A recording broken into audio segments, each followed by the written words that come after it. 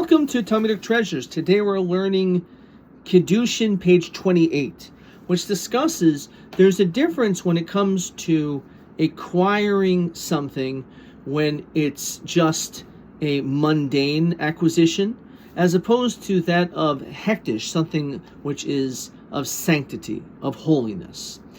When it comes to transferring that of holiness, as long as the money was given for it, that's considered to be a transaction. However, when it comes to movable objects which are not connected to the temple or to hektish, you actually need to do what's called mashiach. You have to pull the animal or pull the item.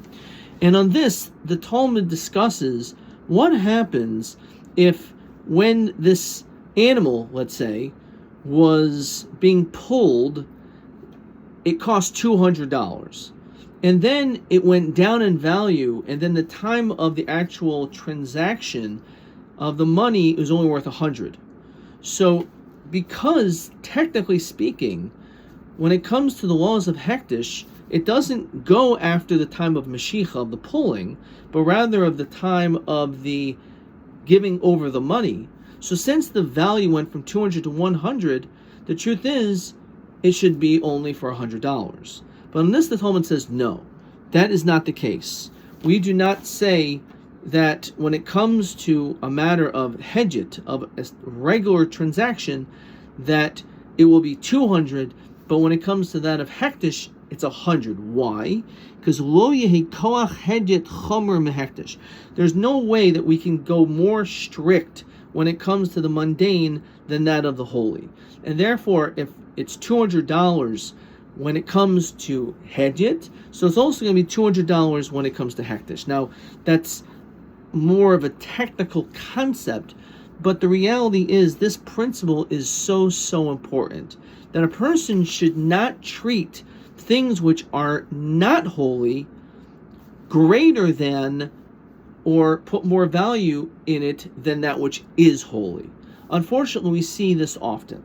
A person is so careful when it comes to someone else's spirituality and their own material wealth. Perhaps we should spend more time worrying about other people's material wealth and our own spirituality.